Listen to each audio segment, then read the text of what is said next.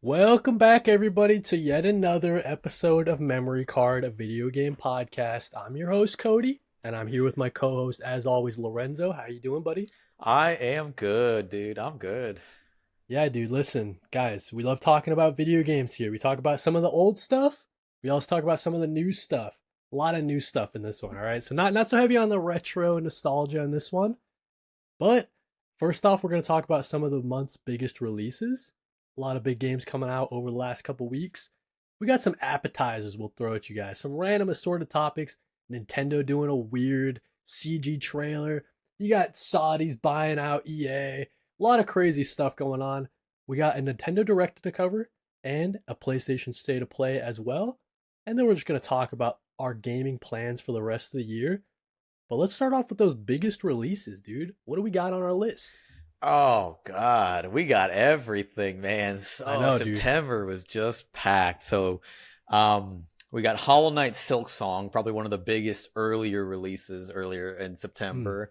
And then we have Silent Hill F. I think Silksong, Silent Hill F, Borderlands 4, Right? and Hades 2, I think are like the big four for September. Mm-hmm. I think if you're a gamer and you are like into the community, you're playing one of those four games this month. And then Sonic Racing Cross Worlds that just came out Ah. right at the end of the month too. I know Sonic fans have been foaming at the mouth for this one. I think just kind of like because they're hyping it up as some kind of competitor to Mario Kart World. Marco, yeah. Yeah, and then Ghost of Yotei, which just came out only a few days ago, so that's right Hot at the off the beginning of presses. October. So yeah, that Yep. is that is our lineup for the last month.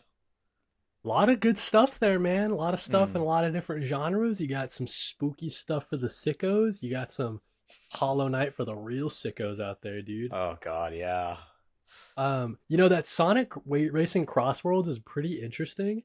I saw that some people were saying they were liking it better than Mario Kart World, dude. So Apparently, that's what the vibe is. I maybe like my algorithm has just been like totally like thrown off course, but like I've seen a lot of like people just complaining about Mario Kart World now, and it's like I ah, I wasn't ever like super into it when it came out, but like I enjoyed it, and I don't know, I just see it as just like another Mario Kart. Like it's yeah, it's unremarkable. So I mean, I don't know. I've never been interested or played any of the official like modern Sonic racing games. So I hope Sonic fans are enjoying it for what it is.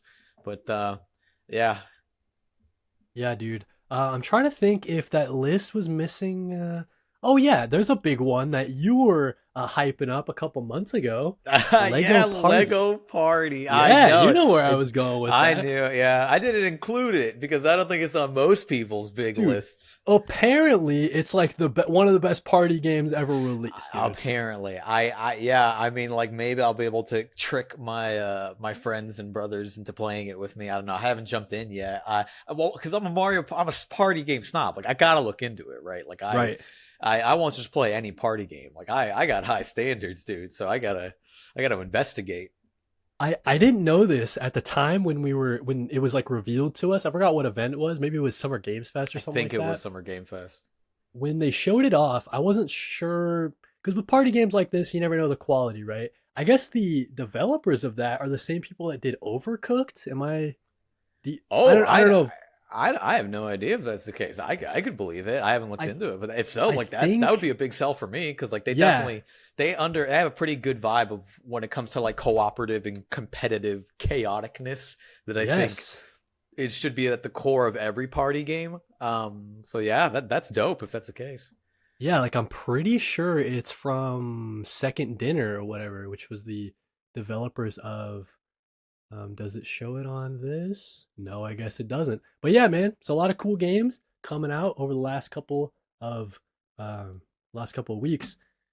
Let's get into some appetizers, dude. What the hell did Nintendo post today? This morning, on the date of recording, October 7th, Nintendo put out a weird, it's like 5 minutes long. It's like a CG thing of like a baby, and the baby's It looks chasing like a dude, pacifier. it looks like Nintendo branded Coco Melon. It is.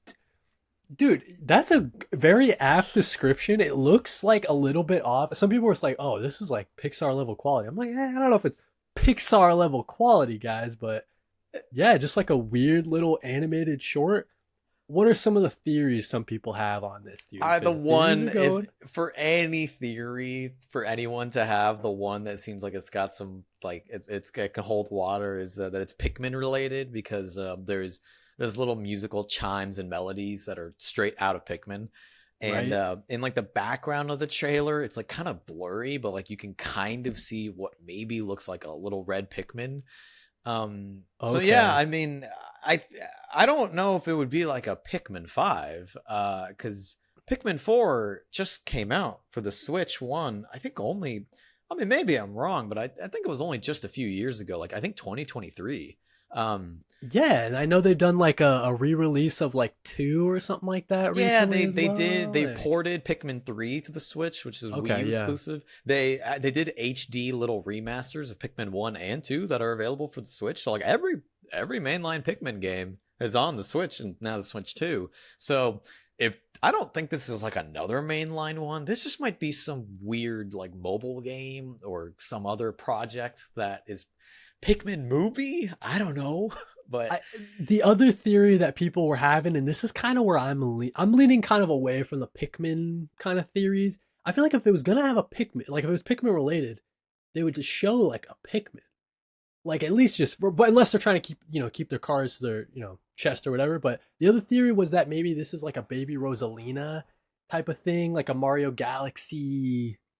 One day after this episode was recorded, Nintendo released another version of the short, but this time featuring the Pikmin that are now visible. Kody was wrong about Pikmin. Baby Rosalina is not real. Never let him live this down. yeah, I Short. saw that too. Which is like, yeah, I understand why people would think that, but it is weird that if it is Pikmin, it's like, why are they being so secretive about it? Is Yeah, this like like this it's is they don't like a advertise, like Nintendo doesn't advertise like this to start, right? And then it's like, yeah, why keep Pikmin like as your big secret or I whatever, saw It's someone like, mention that they did this once before, where they did like a really secretive ad campaign for a few weeks. okay, And then it was revealed to be the newest Famicom Detective Glove game that came out, I think like 2 years ago. So like that's okay, cool, but like right. kind of makes sense for that because it's a niche series that they were like reviving. This is Pikmin. Like Nintendo loves Yeah. Pikmin and people do. So I don't. It's so weird. It's so weird. So last minute we had to talk about it. There's no way we Yeah, couldn't like with talk no about it. context or anything. But yeah, anyway, so maybe at New York Comic Con, maybe it's Super Mario Galaxy related and it's like part of a trailer or something that they're gonna. But yeah, I don't know. Weird to see that from Nintendo. Cause like in Pikmin, do stuff like hover? Does stuff like hover in the air and like magic? You know what I mean? That's where I'm like, Yeah, yeah. You like when you pick up items and move them, you're kind of like hovering them over your head and stuff. Like I okay, think I haven't played Pikmin in a long time. I'm gonna get back to it at some point. It's like a right. series that I really want to like marathon. Um, but yeah, it's regardless. Yeah, like it's so weird, just so weird and out of place. Speaking of weird and out of place things, Game Pass raising its price, dude, to $30 a month. What is Microsoft doing, It's bro? not just that, dude. You know Yeah. what's crazy? That overshadowed that they also just raised the prices of all the Xbox consoles. Like Oh my the god, Series true. X, I think now the 500 gigabyte edition, which released for $500 in 2020, which was already a pretty kind of a tough price for some people because it was competing with the PS5 and whatnot. Now it's $650. That is crazy, dude. I remember. Well, I don't personally remember. But I've seen. Well, actually, no, I do remember with the 3DS. The 3DS got major price cuts after like a year or two after it came out to try and get it to sell, and you could get like a really solid 3DS for really cheap after only just a few years. We are 5 years into this, almost at You're the going end up. You're going the almost at the wrong end of the way. generation and it's going up and it's like dude, people already weren't buying Xboxes. Like you got to just take the loss. I know, I dude. And now with Game Pass, like I know, like I've seen so many people canceling their Game Pass subscriptions. Like my brother has just, I think he just canceled his because he's like, yeah, I get used to the Game Pass, but he's like, I don't play that many games on it that often. Like he's like, He was like, I played Doom the Dark Ages for 30 minutes. I liked it. I haven't picked it back up. That was like months ago. It's like, and I think that's unfortunately how a lot of people use Game Pass. Like, they'll like almost like window shop. They'll try a game out, even if it's like a super premium game, and they'll like it, and they just won't go back to it. And it's like $30 a month. It's like, man. And I've seen people make the argument that, like, when you take Game Pass for what it is and the value it offers, $30 a month isn't actually like an unreasonable ask. And to that I would agree. Like, I do think it does off, but it's like, this is the precedent though. Like, this is the price that you set. And also, like, I have never seen a subscription service price go up that much. Like, like Netflix and Disney Plus and all that, they'll drip feed new price increase dollar like here, every dollar there. Right? And that's how they like trick you into now spending like $30 a month for like the premium 50% increase, like out of the blue, is like Phil Spencer. What are you doing, Phil? So and like you were saying, dude, it's actually still a good value. Like, it's still a good deal if you browse it and like you're thinking about all the first party games that are going to come to it in day one and all that stuff, right? If you are that gamer, it is still a great deal. But yeah, for the general public who, they had Game Pass when it was like literally $1, right? Those people have all canceled. I personally, I canceled probably maybe a month before this increase. I would have canceled after I saw this increase, right? It's just not how I'm experiencing games right now. And I'm just like buying games straight up. Like, if I want to play a game, it's like, okay, Ghost of Yotei. I just bought it, I'm not going to wait for it to come to the PlayStation. Like, I'm going to, as we look forward to Outer Worlds 2, as we'll get into like that stuff later, I'm just going to buy that. I'm just going to buy it on PS5. You know what I mean? Like, just straight up. And yeah, you were talking about how the Xboxes aren't selling. I saw like, was it like Costco or something? Like, all these companies are like, yeah, we're just not going to sell Xboxes anymore. Like, they're just kind of sitting there collecting dust. So yeah, dude, I don't know. I mean, I echo that sentiment completely. Like, I mean, I play, I think, more games than the average person, right? Like, a greater variety. And even then, I only maybe buy like a full priced retail game at most once every 2 months. So like, it's just like, that's just the frequency and the time at which I have to play these games. It's like, so even then, like, I struggle to see how any person would take full advantage of the value of Game Pass. You would need to be playing your fucking Xbox Game Pass 12 hours a day. Cause like a lot of new stuff comes on there. Long games, like 30, 40, 50-hour games every month, on top of like the online subscriptions, the access to all the Ubisoft, EA back catalog, like everything. Like, it's almost like too good a value. But like, it's like no one can take full advantage of it. Like, I barely have time. That's why I've always been fine just paying full retail for the games that I play, because it's like I don't buy that many. I don't get around to them very quickly. So I'm not like, I'm probably spending just as much fully buying the games that I want than someone would paying full price for Game Pass. Yeah, dude. Like, when you're looking at it, you do the math. With Game Pass now, you're paying $360 a year, right? Yeah. That's like, you just buy 6 games or whatever. Like, that's 5, 6 full retail AAA games. Like, yeah, that's I go through less than that in a year, because I'm also playing like indie games and older back catalog games, and like, I'm going back to like multiplayer favorites, like games that are designed to take up all your time. So Xbox. It's just like, I mean, where do you go from here? Like, you're going to increase it again in a year? Like that's the thing. 30 it's still a good value, like, just on its face, if you're that kind of gamer. But any more than that, and you're like pricing out the people that is for, you know what I mean? Like, the people are like, okay, 30, that's where I probably would draw the line. If they increase it like any more over the next year, those people are going to go too, man. Like, at some point you're going to be like, running out of people to get Game Pass, I guess. I don't know. And it's not going to end. They're going to keep increasing it. Why would they stop? Like, right? Like, what sign is there for them to not go up to $35, $40? Like, they're going to just keep bumping. I could easily see it eventually rounding out to like $60 a month. Like, I could envision that. Yeah.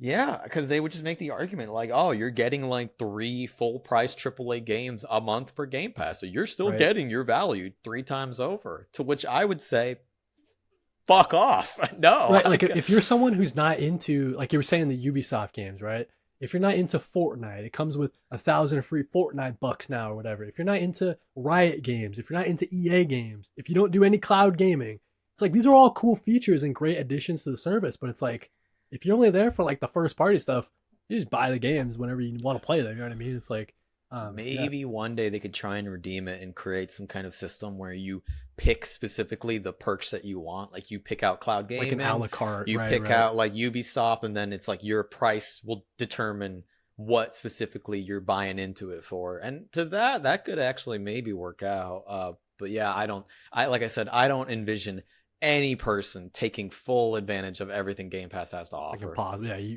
that person doesn't have a Switch 2. They don't have a PS5. They don't watch any movies, right? They just game with their That's it. Series X. That's all they want. And you Yeah. know what, dude? More power to them. If they're getting use out of it, enjoy it. I hope it's worth it because, man, I also hope that you got your Series X in 2020 and not now because that thing is worth more money than what you paid for. Yeah, dude. Insanity. Yeah, the price increase on the consoles is just ridiculous. You know what else is ridiculous? Speaking of EA, dude, they got bought.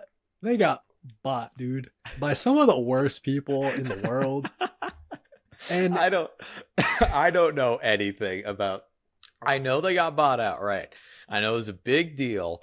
To be fair, I don't know it. I don't know what the ramifications of what this could mean and how it could change EA. Like I right, don't got a clue about what's gonna change.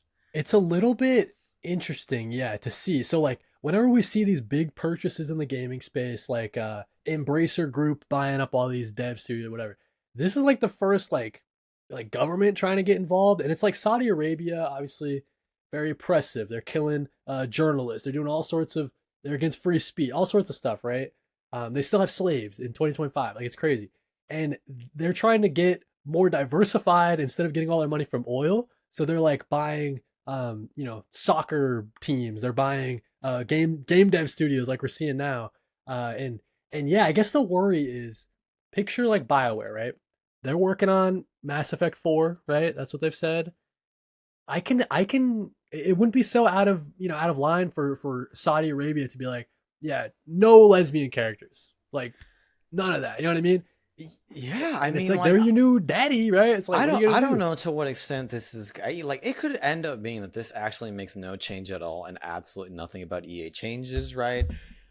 From what we've seen historically, it seems like anytime a company gets bought out by $1 billion corporation, something is gonna go crazy. Like we saw that with all the developers that Sony's bought. Xbox has tried to buy everybody, and now we see how well that's turning out.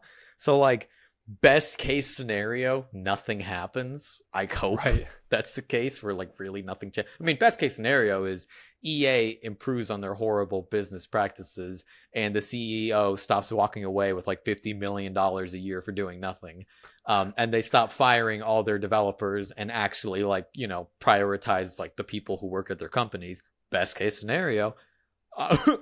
Who knows? Like an alternate reality. Yeah, I just like that's like so harder to see that happening under Saudi ownership. Like it's so crazy. And this is the same Saudi government that had all those comedians go to their comedy festival. Yes, at this Riyadh comedy festival. Exactly. It's the same. It's the same controversy, but now it's infiltrating the gaming space. Yeah, so yeah, weird, man. I don't know what the deal is with that. That's a lot. It's a lot to juggle. Yeah, we'll see how that one plays out. See how they change things over at EA. It's a little tricky, dude, because everybody's getting excited. The new Battlefield's about to come out, and I feel like this kind of took the wind out of the sails a little bit. And it's like some people are saying, I'm not going to buy any more EA games, which more power to you. I might join you in that. I don't even know. It's like Battlefield was like the only thing from EA that I was like, you know what I mean?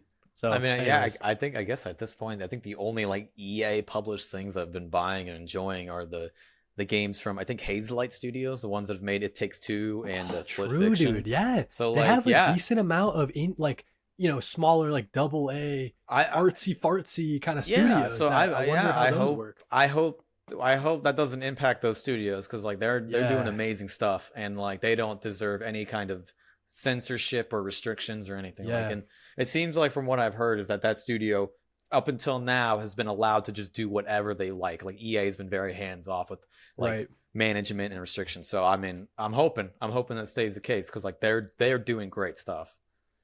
Yeah, dude. So yeah, listen, guys, we'll stay up to date on that. We'll let you know any updates on the EA Saudi story. But let's get into maybe some happier news. Earlier in September, Nintendo did one of their classic Nintendo Directs. And so remind me, is the Nintendo Direct, that's like the big one that they do, right? Or do Yeah, they do okay, no, the Nintendo Direct is always like their biggest one, and then they have smaller ones. They have like they've done like like mini directs in the past. They've done like partner okay. showcases. They've I know done like I know they do sometimes do like a treehouse or like an indie thing. The Treehouse Direct's like the Treehouse big is one. yeah Treehouse is like their extended gameplay demos for like certain Okay. already announced games. But yeah, the Direct is like when they're like, all right, we're announcing new stuff. Everybody lock in, watch live, react, and freak out if they do something amazing.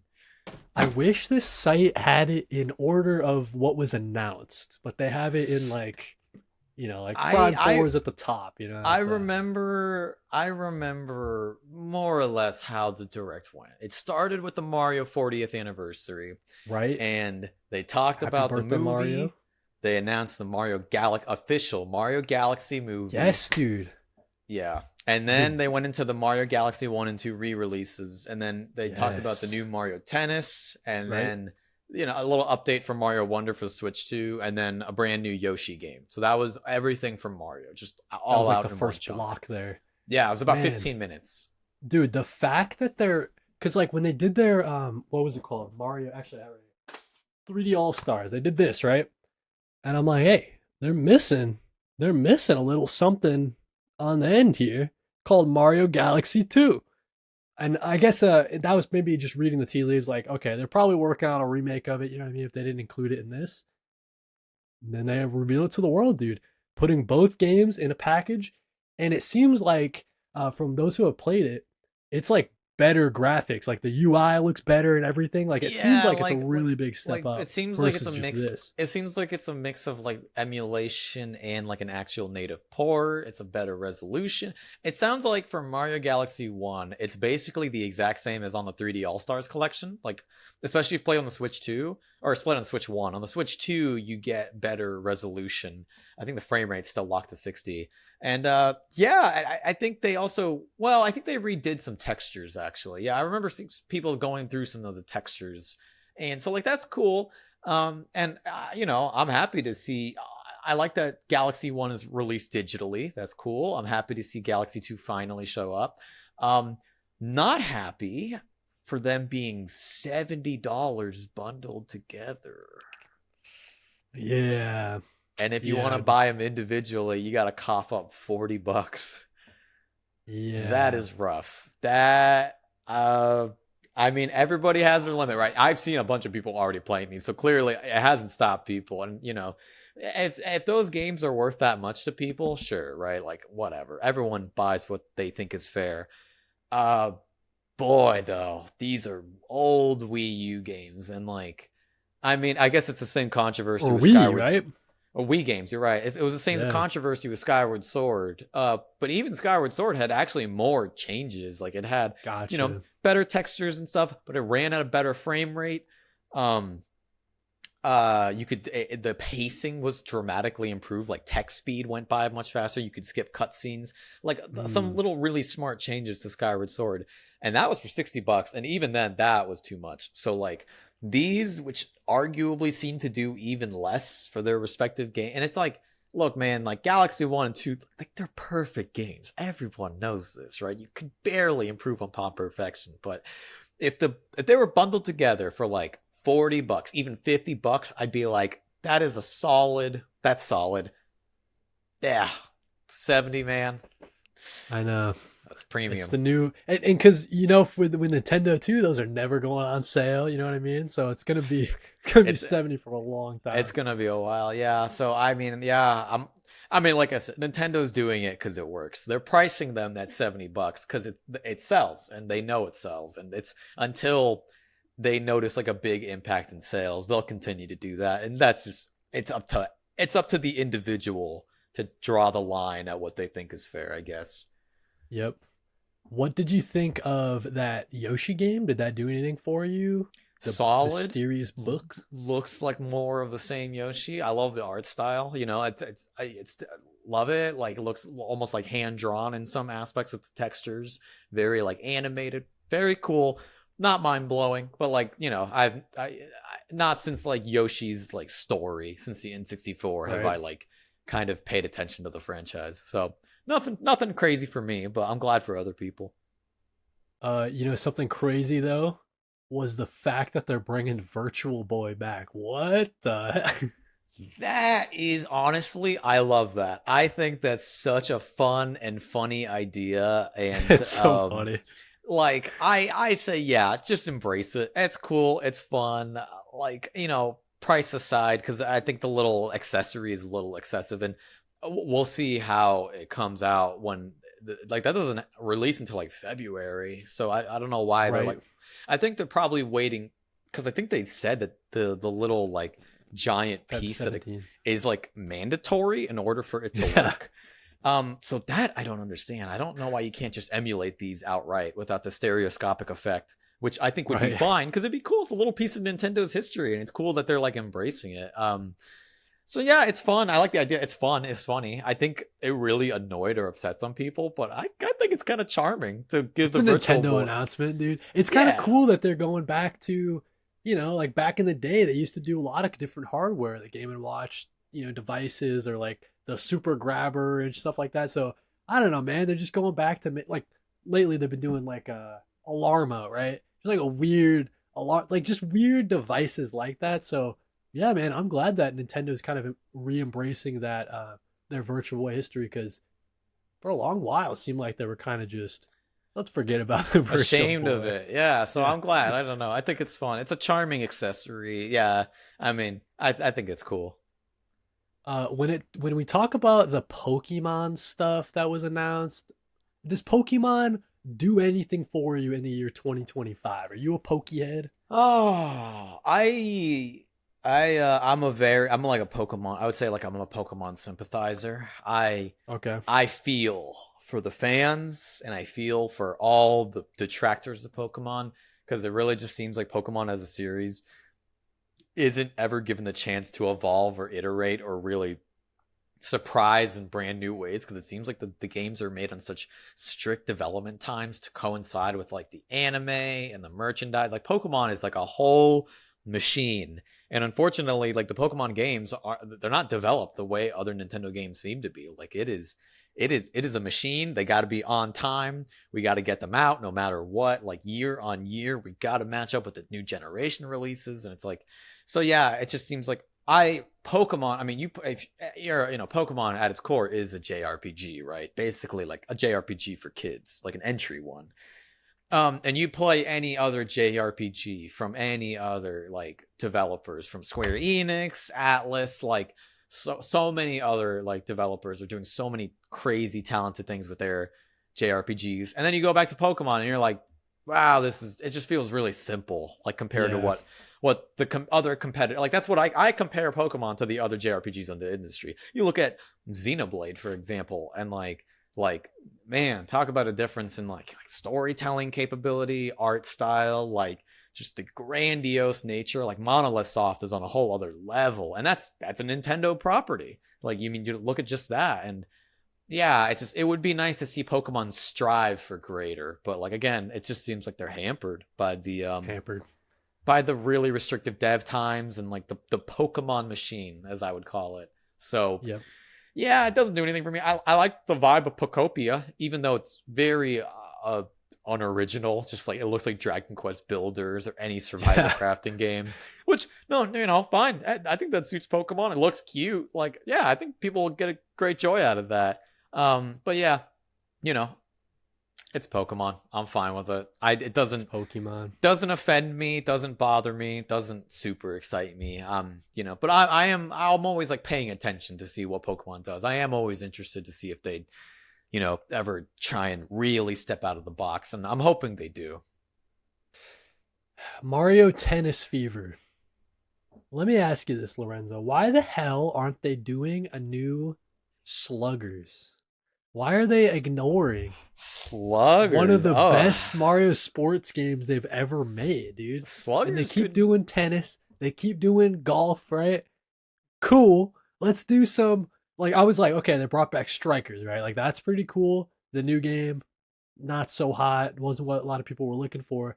Where the hell is this baseball game, dude? Are you a big fan of Mario Tennis? What's going on here? I love the N64 GameCube originals, right? I stepped out of it for a bit. I obviously didn't play the Wii U one or any of the 3DS titles. I got the Switch one, the original one, and I was like, yeah, it's fun. It's really great to play with some friends.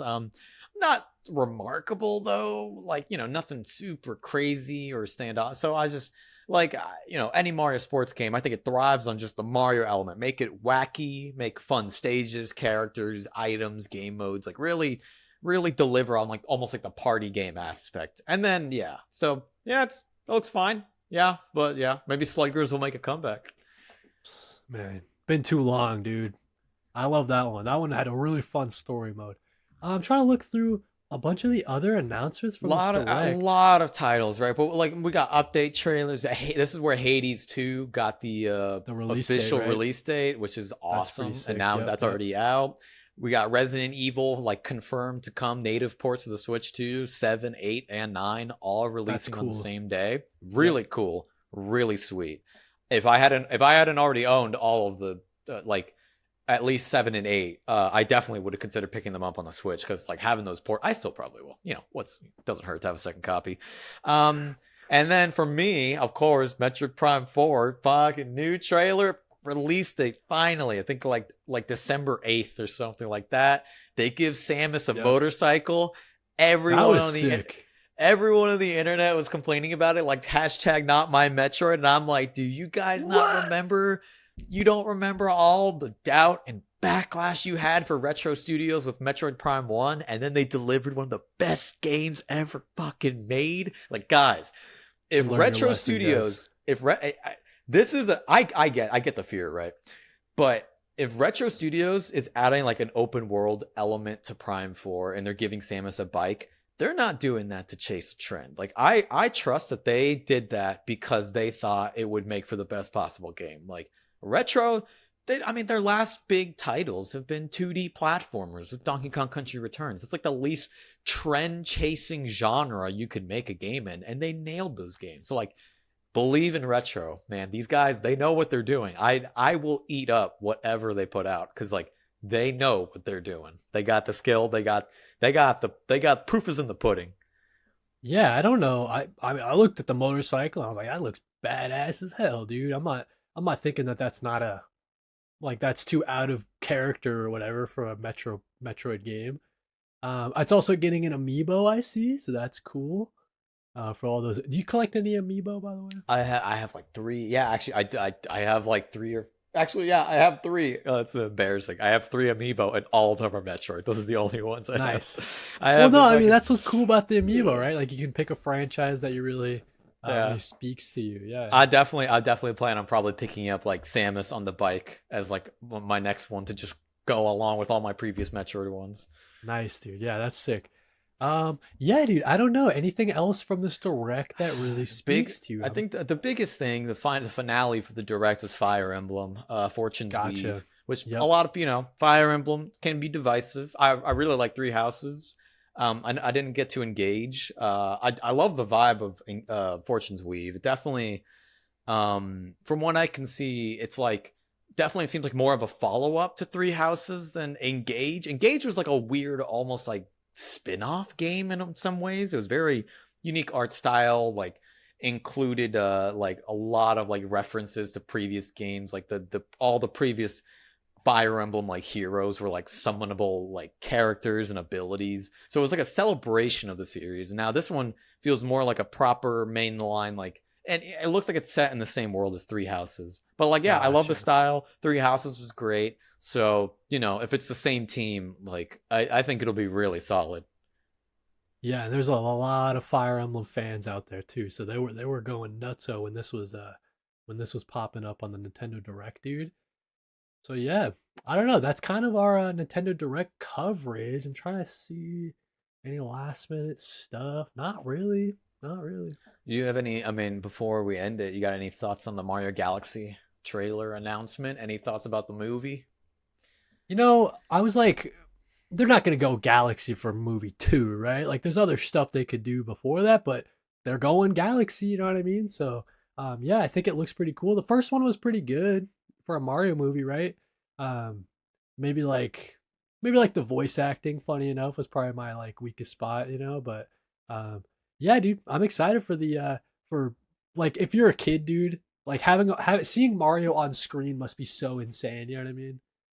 So yeah, shout out to Mario and the fact that he's like big enough to, just pop off and be one of the biggest movies of all time. So yeah, dude, shout out to Mario. I think that backing up to that 3D thing, that's got to be Baby Rosalina, dude. Mark it down, guys. Yeah. Man, that is so weird. It's so weird. All right, guys, let's hop over to the state of play. PlayStation State of Play. It was rumored for a while, and they came out with 35 minutes of a lot of hype, dude. I'm not gonna lie, this was like a pretty nice state of play. If I was gonna rate it, maybe like a B plus. You know what I mean? I think I'd give it that. It was a lot of it's a lot of like really like interesting ones, a lot of ones from like Japanese studios. So I appreciate PlayStation. I think they know that like their output of like big AAA like Japanese studio releases have been pretty limited. Like you look at like their biggest franchises, God of War, Last of Us, Ghost of Tsushima. All of these are like if not to be mistaken, I think they're all Western studios. Must So be, yeah. yeah, I appreciate it. It seems like I think the only big Japanese released PlayStation game was Astrobot. Right, Team Asobi, yep. Yeah, some would say probably the best game PlayStation has put out in 5 years. So yeah, it's cool to see that they put a little more emphasis on some of their other like developing studios. They started with Saros, if I'm not mistaken. That's right. It was like a little extended trailer and gameplay, and it is exactly what it looks like, a follow up to Returnal, like through and Dude, through. did you like Returnal? I did, and I did, but Okay. I finished it really fast. Oh, this guy's a gamer, dude. This guy beat it Well, wicked quick, or? I think I got a really broken build surprisingly quickly. So like within my fifth or sixth run, I beat the game, and it's like Oh I shit. beat. I think Returnal, if I remember correctly, has like 4 or 5 levels. I remember Yeah. I beat the last 2 levels in one, like on my first visits to both of them because of how Wow. good my build was. Yeah. So for me, I maybe it's just unlucky. I don't know. It could be maybe Returnal's balancing is a little off. It just felt really anticlimactic by the time I got to the end. I was like, Interesting. I want. Dude, it's funny. I beat the final boss without even realizing how you were supposed to beat him because, like, I think if I remember correctly, he has like certain weaknesses and certain points where he can't be damaged, and you have to like target certain spots. But I didn't know that. But the build I had was doing auto damage, and it was like automatically targeting what it needed to. So I was just Oh. shooting at nothing, and the build I had was just taking care of it for me, and then I won. And then it wasn't until after I won that I realized, oh, I did this boss kind of wrong. And then it ended. That's so That was the weird. note. That was the note You- the game ended on for me. So it was You must have. That's like the most like, unique Returnal experience ever. Because everyone I know, it's a tough game. It's like it was I tough. haven't heard that many people beating it. So it sounds like It was yeah. tough at first, like the Right, first like that my first 3 or 4 attempts, but then it was like attempt number 5 or 6, and I just beat it. I was like, oh, That's so funny, dude. guess I'm done. I've long said that Housemarque is one of those studios. They do like nothing but good stuff. Back in the day, they had a PS4 launch game that was like you're like a ship and you're picking people up. Resogun, I believe. Dude, it's I called. remember Resogun. Resogun. Yeah, They've just been making bangers for a long time. They had a like Stardust HD. That was like one of the free games I got back. Okay, this is a little bit retro for you guys. when the PS3 outage happened, right? The big outage that they got hacked and I couldn't play PS3 for like 2 months or whatever it was. They gave you a bunch of free games, and one of the games they offered was Stardust HD. So that's where I first learned about Housemarque, and I'm like, they just make some great feeling arcadey games, really fun to play, and I'm glad that they're kind of continuing this Returnal, like, third person over the shoulder, bullet hell dodger type of thing. Saros looks badass, dude. It looks like everything you liked from Returnal, and just they turn it up a couple notches. Yeah, really fast, twitchy, Yep. arcadey, like really action heavy. I love what they're doing. I want to see Hopefully more it's of it. harder, I guess, for you. It's like, I mean, yeah, I don't know. We'll see what happens. I don't know, man. Something went crazy with that. Yeah, I'm totally will be into Sorrows. I don't know when I'll jump into it. I don't know if it'll be a release date like buy for me, but for sure at some point in the future I will. I'll definitely check it out because I really did like Returnal.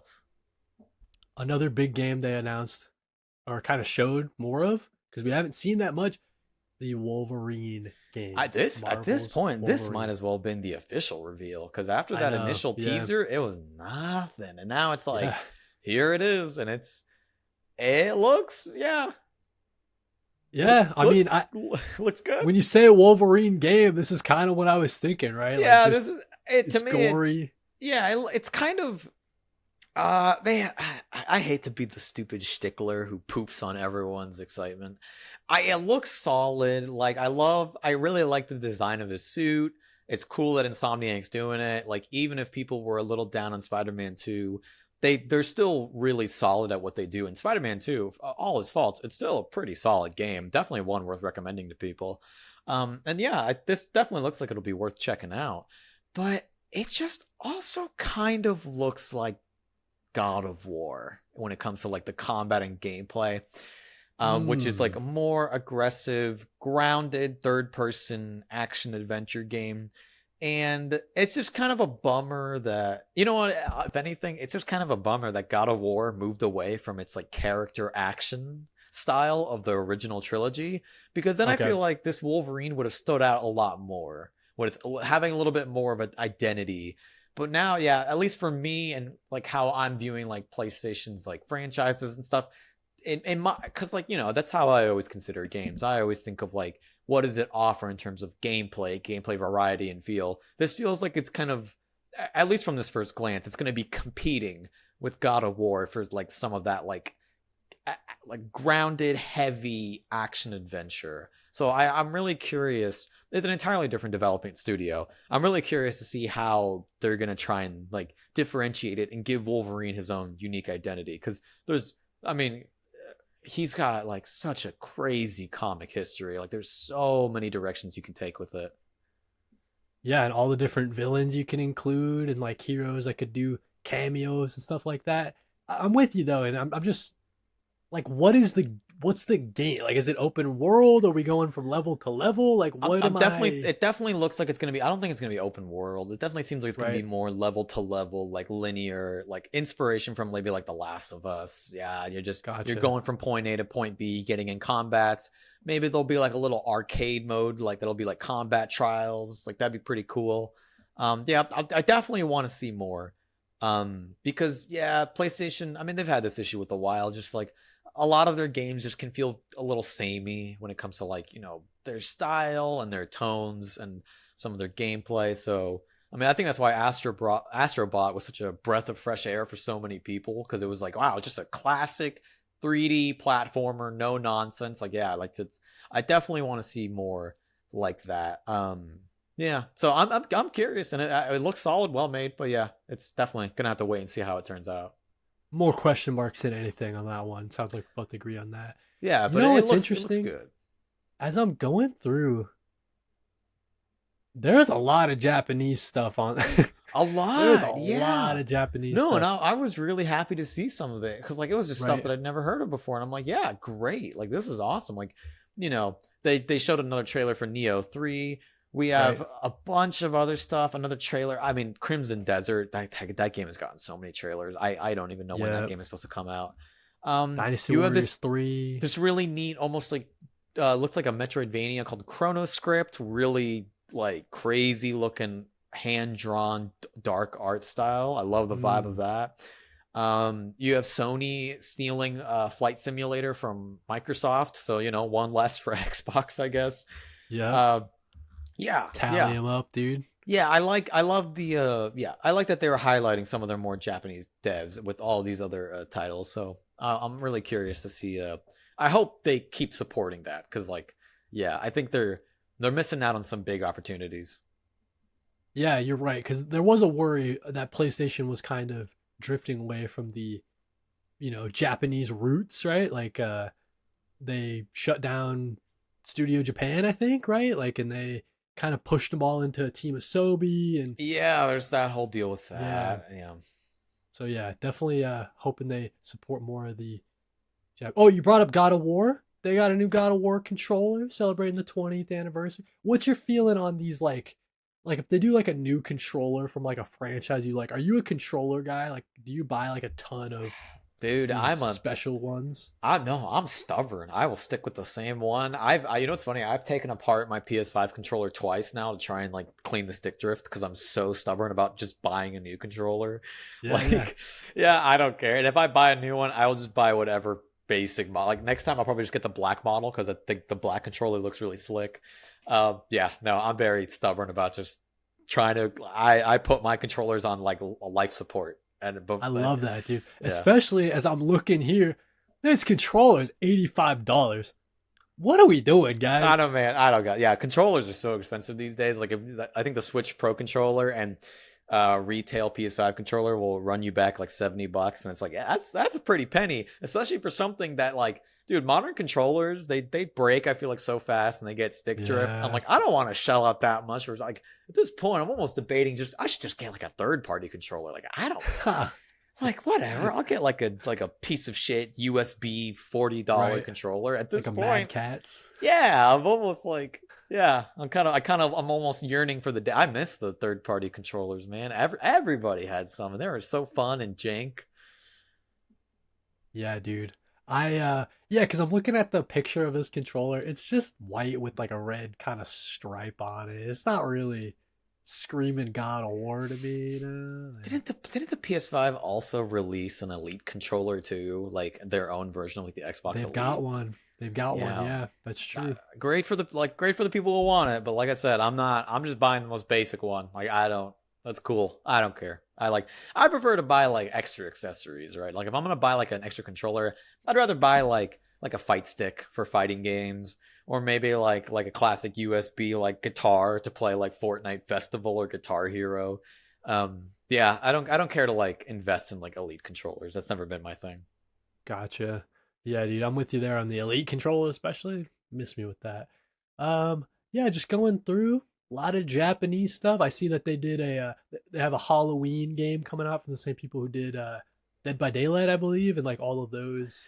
Yeah, it's either Dead by Daylight or it was the guys who worked on the Friday the 13th game. I thought they were the same studio, but it could be that it's a different studio. Yeah, but I love that. I love asymmetrical horror. So fun. Right? So yeah, I love the vibe of it. Definitely carving out their own kind of subgenre in the multiplayer, fun, asymmetric kind of. Yeah, dude, that might be honestly it from the Direct. Maybe I give the Direct a lower grade now as we. Yeah, I mean, both of these presentations were a little lackluster. Yeah. The Nintendo, the biggest surprises they revealed were I think the Galaxy movie, Mario Galaxy 1 and 2 coming back, Fire Emblem, brand new stuff we didn't know about. PlayStation, I don't know what was even the biggest new thing. They finally revealed Wolverine, but we'd known about that for years. Yeah. I don't. Saurus, we got a little peek previously. Yeah, that's dude. If I remember correctly, didn't they reveal Wolverine the same day they revealed Spider-Man 2? Didn't they reveal him back to back? You might be right, honestly, because I remember there was some confusion with. Insomniac's doing this many games? What the hell is going on? So we've known about Wolverine forever. So yeah, actually, nothing nothing huge, but it's okay. Game first revealed. we got a lot of stuff coming out like in the next couple of months. So I wasn't like devastated. But yeah, that PlayStation Showcase from 2021. dude, September 9th, 2021 was the first time we saw Whoa, Wolverine. So yeah, this game's been cooking, dude. 4 years just to get a gameplay trailer. Wow. I mean, at least we know it is coming next year, assuming it doesn't get delayed. That's a crazy wait. I mean, I'm a Metroid fan. I had to wait fucking what? 5, 6, 7 years for a gameplay trailer for Rebooting the game again. Yeah, like, right. Cancel, yeah. reboot. Yeah, so like I know the waiting game. But yeah, so nothing super crazy. I think Nintendo is just kind of like coasting on by until like I think this year ends, because they got a lot of stuff coming out in spring as well, and I think probably by spring we'll learn more from them. PlayStation, I mean, I just kind of an interesting future they got ahead of them. I mean, yeah. Like I want to see more from them. I'm really interested in seeing how Heretic turns out, the new Naughty Dog game. That's right. It's something original, new. I just want to see stuff. I mean, like, I would love to see a return to some of their older franchises. Like, man, how crazy would it be to get a brand new Twisted Metal anytime with, like, that would be insane. And I think you can do so much with that. They got a show out. You watch the show, dude? No. Anthony Mackie. I love him. Anthony Mackie. Yeah. So yeah, we'll see. PlayStation's in a weird spot. Xbox is in a bad spot. Nintendo is in a fine spot. That's a good way to put it. They released a Switch 2. They had DK Bonanza, Mario Kart World. They got Metroid, the new Hyrule Warriors. They got new Pokemon at the end of the year. Like, they're doing just fine. Like, maybe not. You're right. PlayStation, it's like, yeah, what do they got in the future? Especially if they're winding down all their like live service tries, you know what I mean? So it's it feels like we're still like after Saros Wolverine. Astrobot was awesome, but it feels like we're still kind of just waiting for like the next big Astrobot like surprise from them. Yeah. Well, guys, that was us talking about the PlayStation State of Play and the Nintendo Direct. Last little topic for you guys. I pitched this to Lorenzo a couple days ago. I thought it might be cool to look forward to the rest of the year and kind of planned out in our mind map what games we are thinking about as we head into the rest of 2025. And I don't know how you want to do that. You want to go like back and forth? You want to just do each other's complete list or something? We'll go back and forth. My list is going to be very obvious. So one at a time. Okay, cool. So Ghost of Yotei. I'm gonna be playing this for probably all of October. It's a big meaty game, it seems like. As I've only dipped in probably about like 5 hours or something like that, and I could tell I'm in for a ride. So I think Ghost of Yotei is gonna take me a little bit to beat. So yeah, that'll be my first game, the most important game that I'm playing right now for sure. How about you, dude? Obvious. We'll get it out of the way real quick. Prime 4. Yeah. Dude, I'm counting the fucking days. Samus on a bike. I trust Retro. Some people are saying Prime 4's gotten bad trailers. I disagree. Every new trailer makes me more excited. I'm loving the music. They're going back to the weird otherworldly. They're bringing back the electric guitar. Oh, it's so perfect. Like, Prime is not Prime without that juicy ass electric guitar, right? Back in the soundtrack. I can't wait. I also love that they're kind of holding their cards close to their chest for Prime 4. Like, I see people complaining like, oh, well, why don't they reveal more? They're not getting people excited. Dude, this is Metroid Prime 4. Every fucking Prime fan is already excited. We are sold. Metroid doesn't sell well anyways. We know what we got. It's true. We're good. It's fine. You don't got to... I'm not watching anymore, right? I might because I'm a sucker. But, like, I'm sold. It's Prime 4 by Retro. They can't get it wrong. They can't miss. I am there. I don't got to say anymore. I hope it's good for your guys' sake, dude. I'm worried. Dude. Look, at worst case scenario, it'll be very solid, right? Like, I don't... Okay. Yeah, like, you know, it could be disappointing in some regards. And I have an expectation for worst case scenario where it might go and what they're going to kind of struggle with. But, like, at the very least, it'll be very well made. Because, like, Retro has never half-assed any of their games. So, I know I'm in for a good time no matter what. Let me ask you this, though. When it comes to Prime 4, and maybe this is like I don't know yet. It's too early to tell. But when you're playing Switch 2 nowadays, are you putting it on? Are you doing handheld mostly, or are you doing TV? When you Mostly Switch 2 game. Mostly TV. Okay. Depends on the game. Like DK Bonanza, very 50-50. Yeah. Half TV, half portable. Playing another game on this right now, and we'll get into that in a bit later when we're talking about what we're playing. That I predict is going to be very like probably leaning towards the handheld because it's a very meaty game. With Prime, because the Metroid Prime games, none of them are ever longer than like 15 hours. They're all pretty nice and brisk, like they're perfect lengths if you ask me. So I predict with most of that, I'll be playing that on the TV, especially if I'm using the Switch 2 mouse controls, because I definitely want to check that out and see how it works with the game. I'll probably do like half mouse controls, pro controller, handheld. We'll see what balance I deal with. But yeah. Cool. Yeah, very, very even split. That's how I've always been with the Switch. I've always just like even split between handheld and TV play. Gotcha. Okay, cool. So look forward to hearing Lorenzo talking about Prime 4. I have it on my list, but just with a bunch of question marks. I don't know if it's like for me, it's not like a must play this year. For me, it's like, okay, as we're looking toward the end of December, if I got some room, maybe we fit it in. I'd like to replay the remake of 1 they did a while ago, right?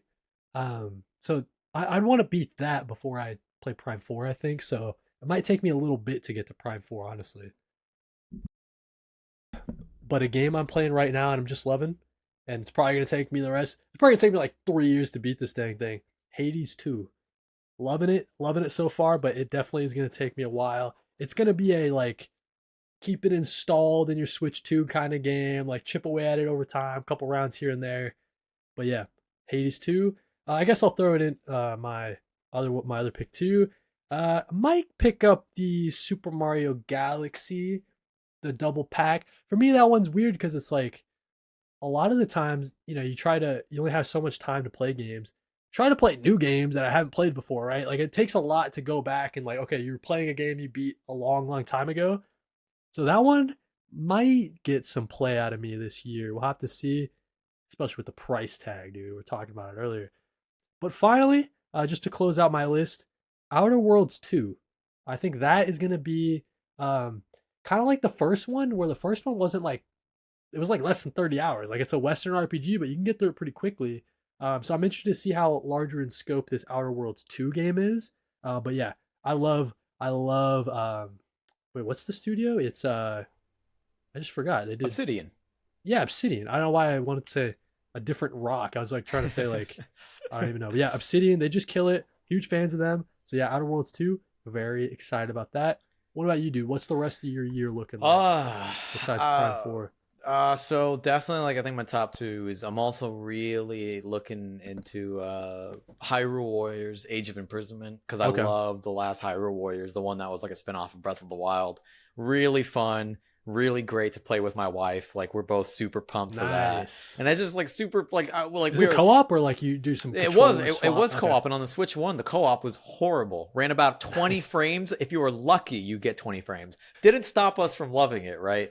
But yeah, it seems like the Switch 2, obviously Age of Imprisonment is going to be built for the Switch 2. And it does have split screen as well. And it looks like it can actually run at a stable frame rate. That would be amazing. So that's cool. I'm definitely interested in the next Katamari game, dude. It's like the first mainline Katamari game in 15 years. I had that on my list. I've never played a Katamari game. I'm super interested. I just don't know if this is like the first ever, first ever try for a Katamari. I could easily recommend either of the remasters on the remasters. Steam. Yep. Yeah, because they remastered the first 2 games and they're both really solid. Obviously, would be super fun for the Switch too. I bet playing it portably. And then my last game that I'm really taking an eye. I mean, it looks like it got I'm interested in some other stuff here and there, but the one that I was really keeping an eye on, but it just got delayed, was Mina the Hollower. I had that on my list too. Also took it off because of the delay. Yeah. That's a bummer because it's like, dude, it's the dads of Hollow Knight. I think one of probably their biggest release since Hollow Knight, and I mean they're not gonna miss with that. It looks awesome. The art style's gorgeous. Like everything about it is amazing. That's gonna be like a perfect Switch game. Was it the devs of Hollow Knight, or was it the devs of Shovel Knight? Shovel Knight. Yes, thank you. Sorry, I've had Gotcha. Hollow Knight on the brain. No Yeah, worries, yeah, dude. you're right. I wanted to get the wheels turned to see if I remembered as well. Yeah, so Yacht Shovel Knight Cl- classic, dude. Yeah, Yacht Club Games. Yeah, Shovel Knight. Yeah, Yacht yeah. Club, So yep, yeah, yep. yeah, Mina the Hollower. I mean, yeah, that's. But yeah, like there's big releases. Battlefield 6, Ninja Gaiden 4. Ninja Gaiden 4 does look sick as hell. It looks sick, yeah. Black Ops 7, a lot of that. But yeah, I'm just, my brain is 90% occupied by what I'm playing right now and Prime 4. So that's just what I got going for 100%. me.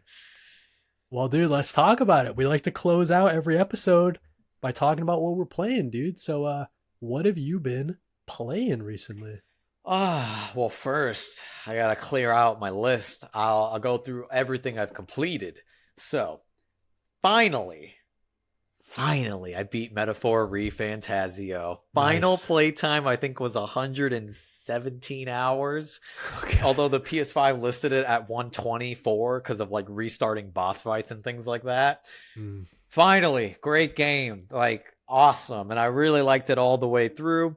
I wrote down an outline for a review that I might make sometime in the near future because I really do want to talk about Metaphor. But like, yeah, it was great to play like what basically amounted to the team of Persona and their next big thing moving on from Persona. And it's like you can see the DNA there. Like any fan of Persona 5 will jump right into Metaphor and feel really comfortable with it. Yeah, great ending. An amazing villain, something that honestly I think it's kind of rare to find in a JRPG is a truly memorable, like almost perfect villain. Like, damn, I could go on and on about Metaphor's villain. But then also just finished after that, The Last of Us 2.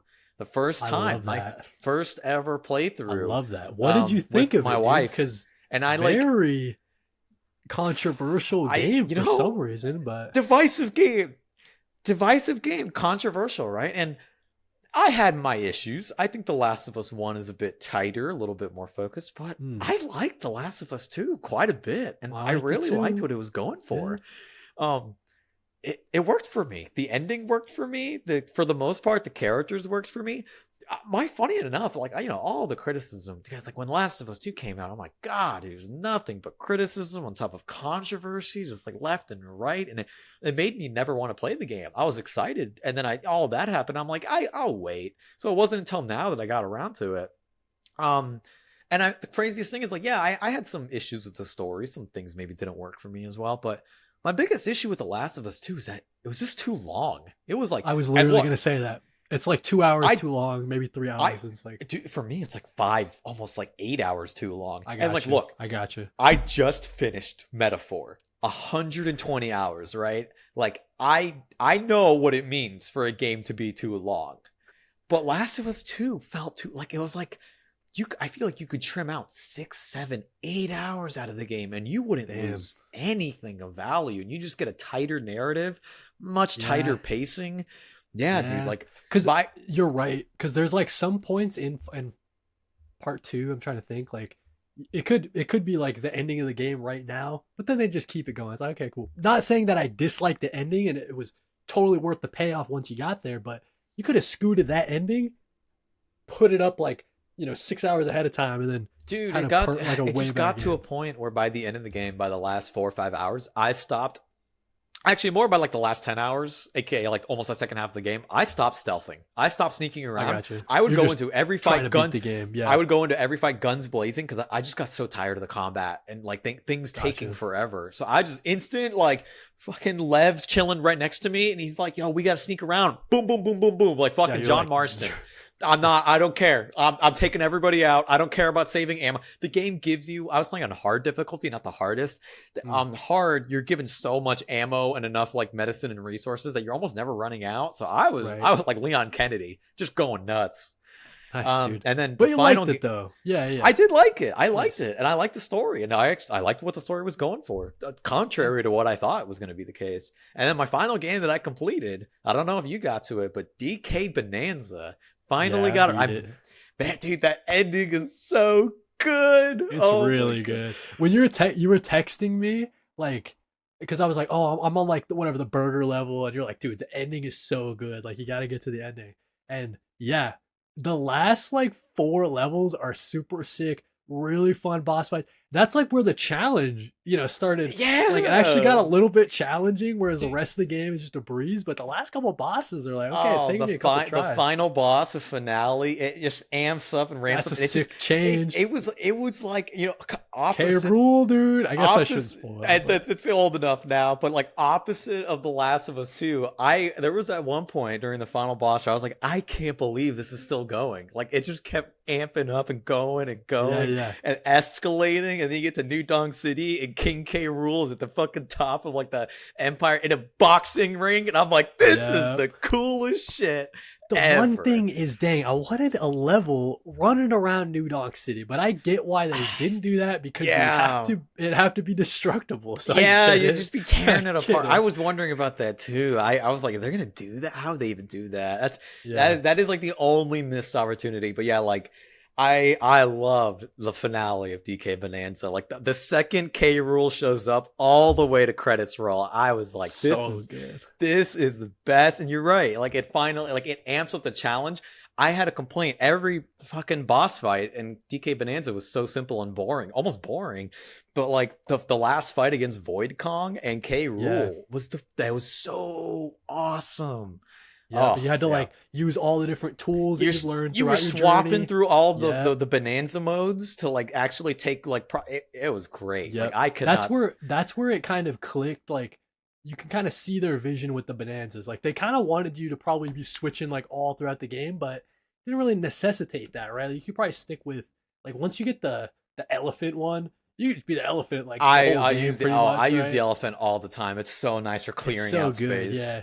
Yeah. So definitely at the end when you're switching the banana, like that's where the game like fully got to where they were kind of picturing it for me. So yeah, Donkey Kong Bonanza was sick. What else you've been playing? So those are the things. Those are like my backlog. I finally finished off tonight. I finally made room. So and I also I talked about that last episode. I have a list, so I don't like saying the same thing. So to get the simple stuff out of the way, just 3 indie games back to back. So I started playing RoboQuest a bit with my brother, which is like roguelite, like stage-based like shooter, like imagine like Hades is like a first-person shooter. You can play it co-op, really solid, really plays a lot like Doom, really fast-paced, really aggressive. Really loving that. Started playing Emissary Zero with my friends and my brothers. Like a horror game, like a almost like a surprisingly kind of like an Amnesia, like a sci-fi indie version of Amnesia, but you're actually like playing it. So it's not like Phasmophobia, or it's not like randomly generated level based or anything like that, or like Lethal Company. It's like an actual like I think like point A to B linear style horror game. So it's really surprising because it's like something you don't really see all that often because it's like multiplayer. And then Jump Space. I don't know if you heard of this one. Jump Space. Yeah, so it is that is a lot really similar vibes. So kind of something like a Deep Rock Galactic, level based, randomly generated. Ed was trying to get me to buy this. That's what it was. Yeah. You're traveling on a spaceship with you and 3 friends, and someone's the pilot, and you going on these little missions and these little like levels of like flying debris and stuff, and you have to graphics look good. It's fun. You're flying off out of the ship to like do some like on foot gunfights with like these drones, and you're like completing these objectives, and you got to go back to the ship. It's a similar vibe also like Sea of Thieves actually. Okay, so like Deep Rock and Sea of Thieves kind of had a baby. Yeah, it's like it is like level based, right? So you gotta come on, camera. I hate when it does that shit, dude. I don't know. There we go. It is like it's like Deep Rock Galactic, so it's like level based. It's not like an open world, but yeah, really fun. Really can be really chaotic on the tough difficulties, dude. It is the game really shines on the highest difficulties because you are being swarmed by like 10 enemy ships. You got one guy off the ship trying to like accomplish an objective. You're like running around trying to repair the ships. You got your pilot like doing barrel rolls, and you got your gunner just trying. And it's like everything is breaking down. And it's a fucking chaotic mess. Sometimes it's super hectic. I want to play more of it. I've only gotten about like 5 or 6 hours into it. I really want to get back into it. Super fun. And then, so those are my 3 indie games. And then my 2 big ones, get them out of the way real quick, are Ace Attorney 3, Trials and Tribulations. Right. Which you're playing with your wife, right? Like you're playing through the whole great. Super fun. Pretty difficult, though. The games definitely like ramp up in like how smart they expect you to be as it goes on. So like we're kind of like, you know, a lot of times we can obviously solve through the puzzles and deduct things, but then a lot of times we're just like, we're kind of brute forcing it because it's like our line of thinking makes sense, but it doesn't. It's not what the game wants us to think at that moment. It's like we're not wrong in what we're thinking, but it's not what we're supposed to be. So that could be a bit of an annoying issue, but I mean, Ace Attorney is super charming, so we are enjoying that. But the big kit and caboodle, like the main, after all those games, the main meat and potatoes, what we've been playing almost every night, we're about halfway through now, is Silent Hill F. I love it. Man, that is good shit. You're a spooky game guy, dude. So holy hell. I did not expect to be loving Silent Hill F as much as this is I the am. one that's Japanese, like it takes place away from the Silent Hill locations. Set in 1960s Japan in like a small rural town, like a farm town, and you're playing like a high school girl. A fog rolls into town one day and some crazy shit starts happening and you just gotta figure your way out. And it is so dark and weird and disturbing. And like, you know, it's like there's so many like interesting like themes and ideas being touched on about like misogyny and like just like adolescence, what it's like not just to grow up as like a young woman at that time, but just what it's like to grow up as anybody who has some kind of troubled background or past. So dark and creepy.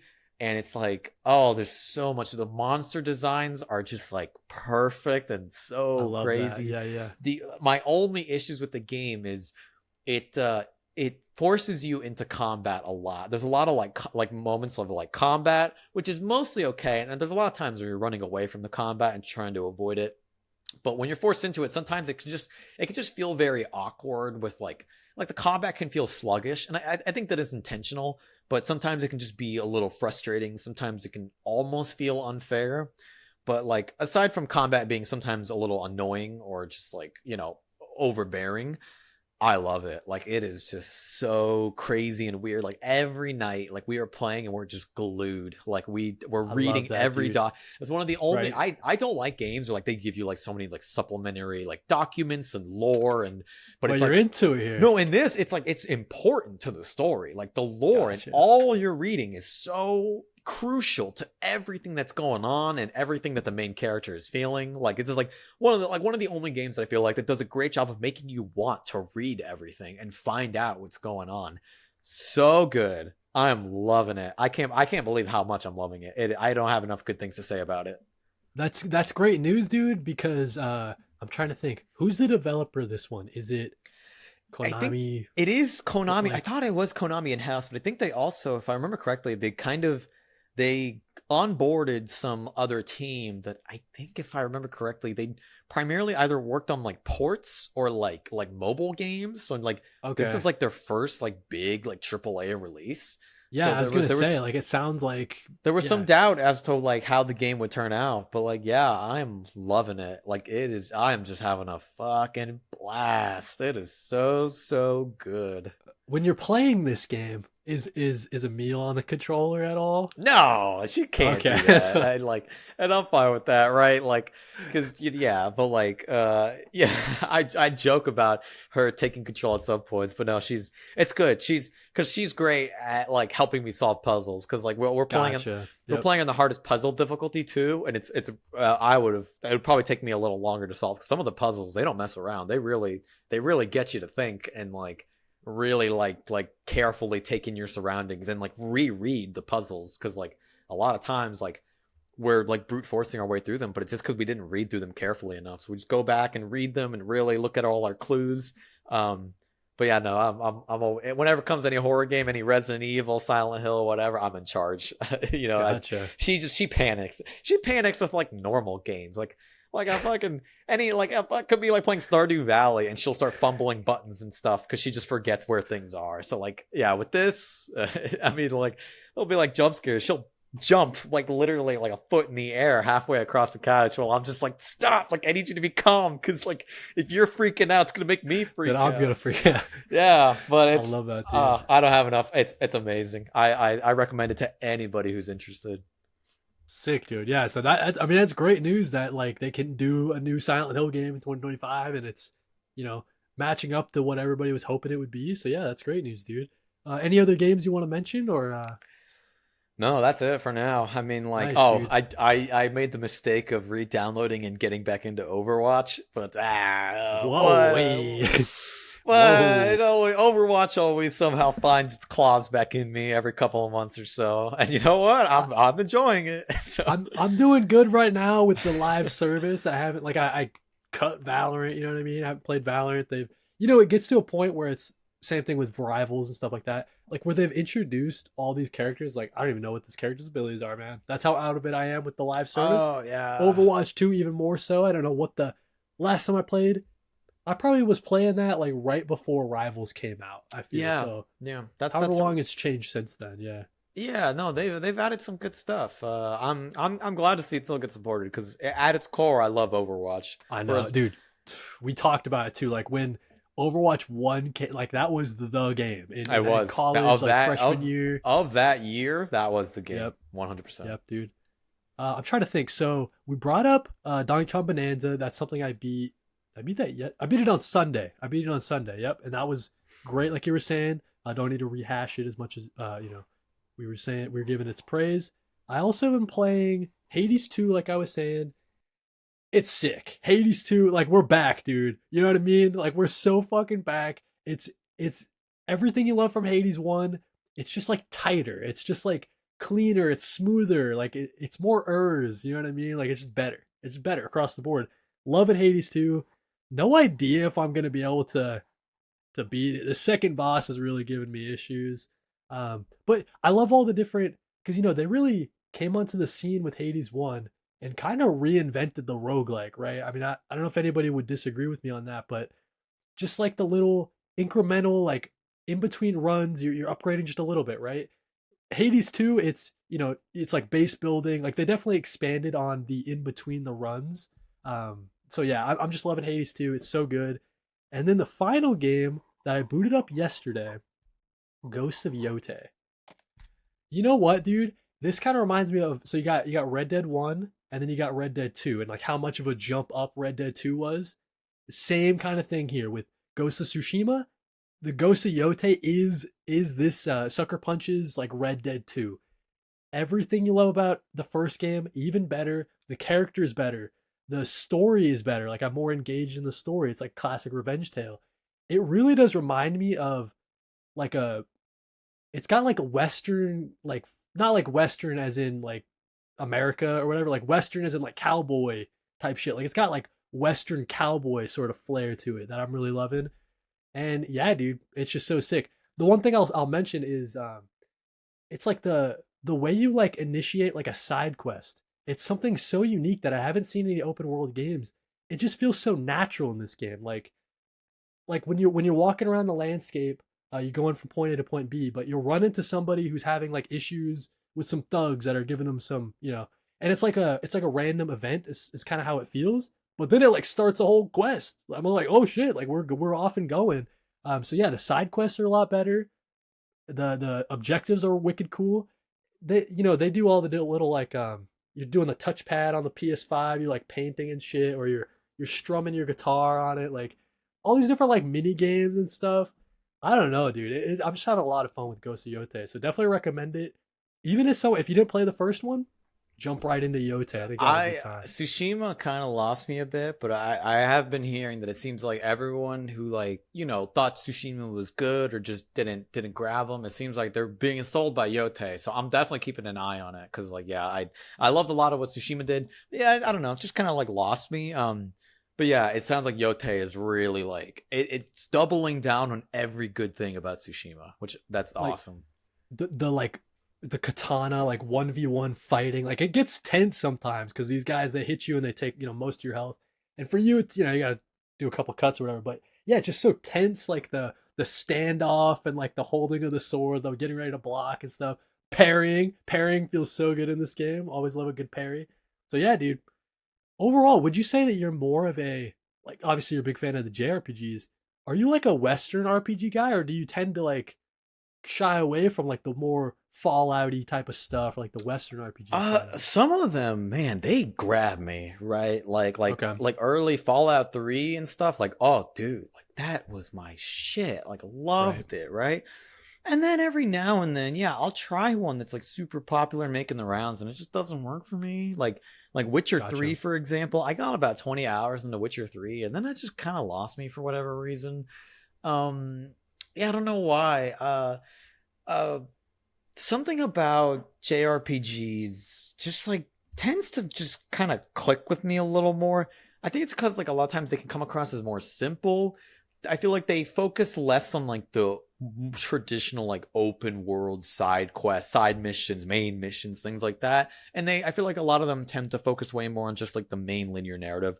Whereas I think a lot of Western RPGs, I feel like they get a little lost in their ambition, trying to do too much, juggle too many things, doing too many like main missions and then side missions and then, you know, survival crafting elements and shit like that I just have never cared for. But yeah, it just kind of goes back and forth. It definitely, I almost get turned off by it just because it seems like every big company in the West is trying to do like their own open world RPGs now. Like Ubisoft is trying to do that with Assassin's Creed. Then you have like, you know, Witcher's going on with that. Sony, they're trying to do that, you know, with like Tsushima and some other.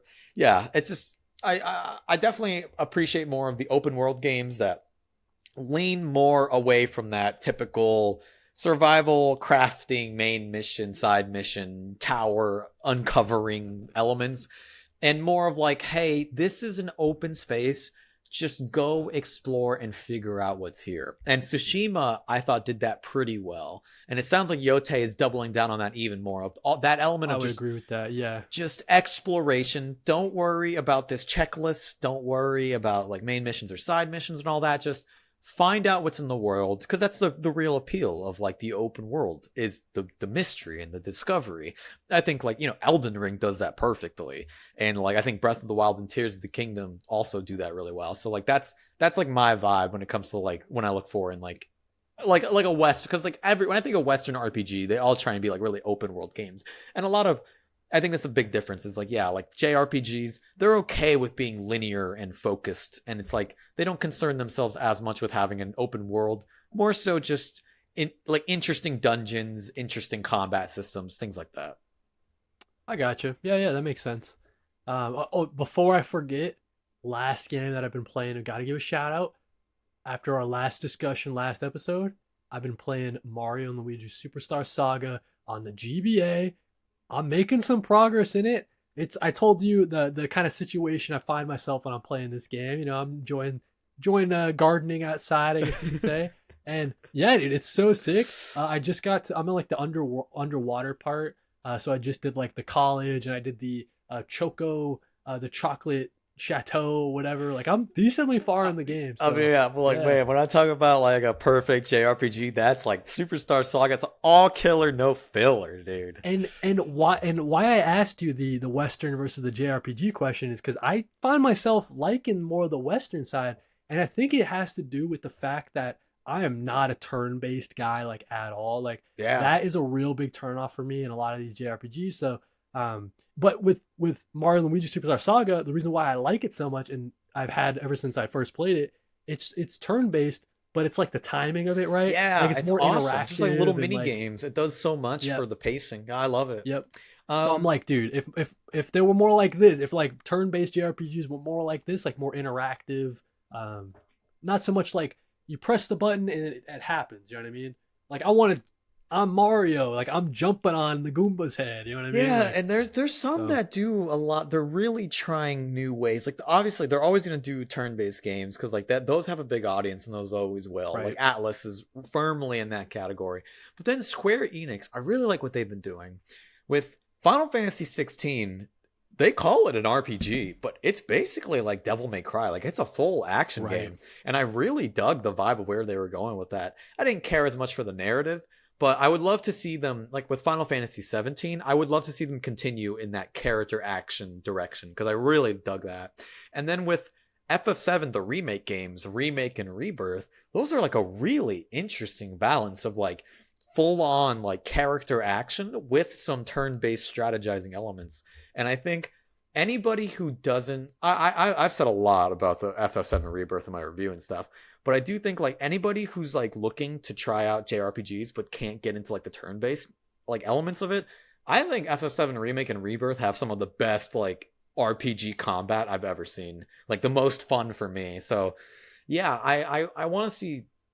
There's more like, I'm glad to see more companies are going in that direction. And well, then you have something like Expedition 33, which is doing like the Mario and Luigi stuff, where it has like the timing and like the parrying and dodging mechanics. Yep. So yeah, I'm glad to see that more developers are experimenting more with RPGs and the combat systems. Yeah, dude. So yeah, I guess as we're looking to close out this episode, typically we ask each other questions. I kind of just asked you a question with the Western versus the you know what I mean? So I don't know, you got a question for me to close us out? I mean, we're talking about PlayStation quite a bit. We're talking about their direction, how they've been kind of lacking a little. Dude, do you got a classic PlayStation IP that you want to see make a return? Like, what would be what would be your number one choice? Because they've got a lot, I think, in their backlog that they've just been leaving in the dust. And yeah, I want to know what you're into. You know it might be a boring answer, but and Sucker Punch is doing other shit, so I get it, you know what I mean? Like they're in their samurai bag right now. But Infamous, I gotta saw like as a superhero. I mean, obviously, look at my room, dude. As a superhero guy, like the Infamous franchise, that was like my shit when I was growing up, dude. And it's so sad that they haven't made a new Infamous game in so long. That might be a boring answer though. I'm trying to think of something like a little older. Like I think that's a great answer, man. That's just the first thing that I thought of. I'm like, dude, it's such a shame because like Ratchet and Clank, those are still getting some love here and there. It's great that Sucker Punch is keeping their their love of the open world and their strength of it alive with Ghosts of Yotei and Tsushima. But yeah, man, Infamous Second Son. Infamous Second Son is the only game I've ever played in my entire life where I completed it 100% because it was that fun. Like I got the platinum for Second Son and the DLC. They're good at making trophy lists, dude. It was so breezy, so fun, and I did it because I wanted to keep playing it. I've never done that with any game, and it's like, yeah, man, I would love to see a new attempt at Infamous. Because like I felt like Second Son felt like the first step of like, this is like I could see so many ways and where this could go and keep iterating, and then it's gone. They went samurai, dude. Which listen, I love these games, but yeah, because we're talking like Sly Cooper. That'd be cool to come back. Trying to look at this list. I mean, you got like.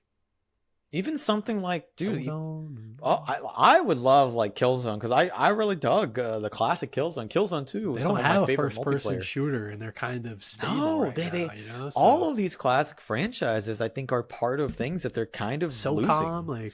SOCOM, Sly Cooper, Killzone, even something like Ape Escape. I mean, like, so many of these like classic different franchises. Resistance. I used to love Resistance. Like different genres that I think PlayStation's kind of forgotten about. And it's a shame because it's like, it's fine what they're doing now, but I would love to see them balance more of like what they used to. Like, damn, like imagine like a modern Twisted Metal. I mean, I think that could be amazing, but who knows? Who knows what PlayStation's doing or what they want to do? Infamous third cousin, infamous fourth uncle, infamous fifth husband. Okay, okay, yeah, dude.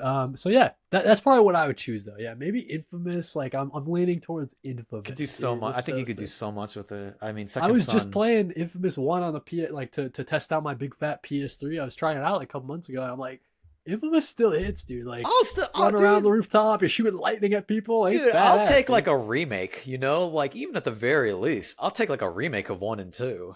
Don't even get me started, dude. There's so many PS3 games that are just stranded on the PS3. It actually Dude, I mean, I infuriates think me. of like weird, like old classics like Warhawks and Starhawks. I don't know if you ever played Right? either of those. Like, there's I never so played them, but I know I always heard they're like legendary. Yeah. yeah, there's so many like gems in place. Oh man, dude, don't even get me. I think you know what? I never understood the Roman Empire meme.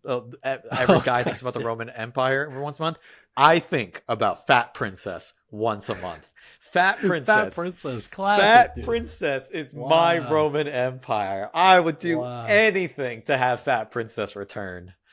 That oh, you know what? Another deep cut. You brought up Fat Princess, like around that kind of era, dude.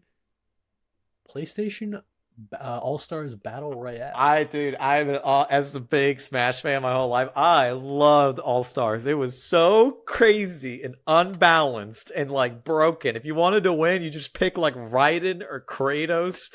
Like it was so unbalanced, but it was so fucking fun. And it's also like how I was like introduced to several like classic PlayStation. Like Right? I wasn't super Deep familiar cuts. with Ratchet and Clank, and Ratchet and Clank was my Gotcha. main from Battle Royale.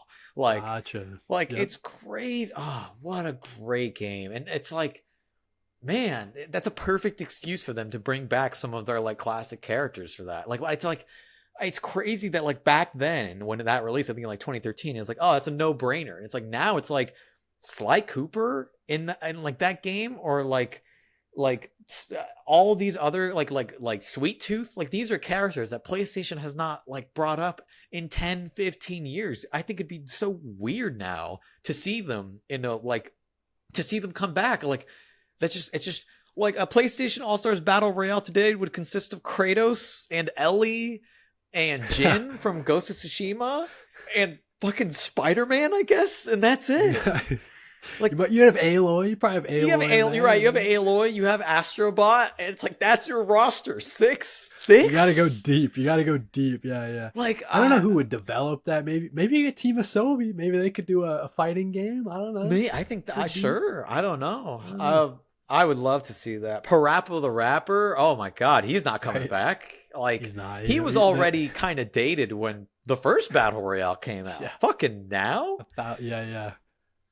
Oh man, good old times playing Battle Royale. Dude. Next What a classic. next episode, we'll come up with our dream Battle Royale 2 roster. Like the roster.